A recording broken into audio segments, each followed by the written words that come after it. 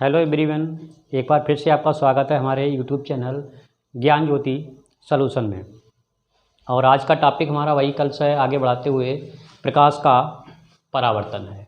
प्रकाश का परावर्तन, तो प्रकाश के परावर्तन से पहले हम जान लेंगे कि प्रकाश क्या होता है। तो प्रकाश एक प्रकार की ऊर्जा है जो कि हमारे आँखों को क्या करता है, संवेदित करता है।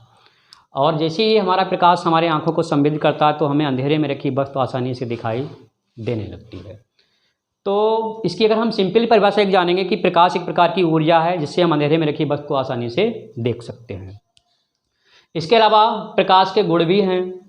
तो प्रकाश के कुछ गुण हैं। पहला गुण तो यही है कि प्रकाश सीधी रेखा में चलता है। कैसे हम पहचानेंगे प्रकाश सीधी रेखा में चलता है? तो हम आपको एक प्रयोग देंगे, आप प्रयोग घर पे करना जाके कि 2 कमरे होंगे आपके, ये रात के समय पे प्रयोग करेंगे कि 2 कमरे होंगे। एक कमरे में क्या करेंगे, आप लाइट को ऑन करेंगे तो आप देखेंगे क्या दूसरे कमरे में प्रकाश जाता है या नहीं जाता। चलिए हम मान लेते कि ये हमारे पास 2 कमरे हैं, इनका डोर है, ये 2 कमरे हैं।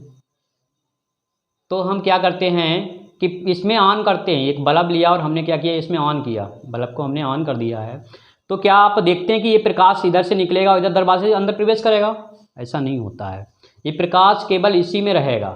तो प्रकाश इसी में रहेगा। अगर ये यहाँ से निकले, अगर यहाँ पे नहीं जाएगा तो इससे सीधे तात्पर्य ये निकलता है कि प्रकाश सीधी रेखा में चलता है। अगर टेढ़ा मेढ़ा चलता होता तो कोई दिक्कत नहीं होती थी, हम एक जो है कमरे में लाइट ऑन कर लेते और सारे कमरे जो भी होते हैं हमारे उसमें लाइट पहुँच जाती। तो पहला गुण हो गया प्रकाश का जो गुण होता है, प्रकाश सीधी रेखा में चलता है। दूसरा प्रकाश का ये गुण है कि जो प्रकाश की चाल होती है, प्रकाश की चाल होती है वो 3 × 10⁸ मीटर प्रति सेकेंड, अर्थात 3 × 10⁸ मीटर प्रति सेकेंड जो है प्रकाश की चाल होती है। सूर्य का जो प्रकाश हमारी पृथ्वी पे आता है तो उसकी चाल ही होती है 3 × 10⁸ मीटर प्रति सेकेंड। इसके अलावा प्रकाश का एक और गुण है कि प्रकाश में, कल हमने टॉपिक पढ़ाया था, प्रकाश में अपवर्तन की क्रिया होती है, प्रकाश में परावर्तन की क्रिया होती है। तो प्रकाश अपवर्तन के कल हम जो है आपको एग्जाम्पल देना भूल गए थे, तो आज हम एक एग्जाम्पल उसका लेंगे प्रकाश अपवर्तन का। कि आप देखना, एक गिलास लेना कांच का एक गिलास लेंगे। तो कांच का एक गिलास लेंगे, इस तरह से कांच का एक गिलास लेंगे और हम उसमें पेंसिल एक डाल देंगे। तो पेंसिल जब हम डालेंगे और इसमें हम देखेंगे, कांच में जब देखेंगे तो क्या देखते हैं कि ये पेंसिल जो है हमारी यहाँ तक तो सीधी होगी, लेकिन अंदर जाके तो हमें ऐसा लगेगा कि प्रकाश क्या, ये क्या हो गई, हमारी जो है पेंसिल थोड़ी तिरछी हो गई। तो ये प्रकाश के अपवर्तन का एग्जाम्पल है जो कि कल हम देना भूल गए थे। तो प्रकाश में क्या होता है कि अपवर्तन की क्रिया होती है। एक और है कि प्रकाश में क्या होता है, परावर्तन की क्रिया होती है। प्रकाश में इसके अलावा ध्रुवण भी होता है, प्रकाश में विवर्तन होता है। तो हम ये प्रकाश का विवर्तन है, प्रकाश का ध्रुवण है, ये हम अगले वाले जो हमारे नेक्स्ट वीडियो आएंगे उनमें लेके आएंगे। तो ये सारी क्रियाएं प्रकाश में होती हैं। और आज जो हमारा मेन टॉपिक है वो है प्रकाश का परावर्तन। तो हम प्रकाश के परावर्तन पे लौट के आते हैं। तो प्रकाश का परावर्तन होता क्या है हम वो आपको बताएंगे।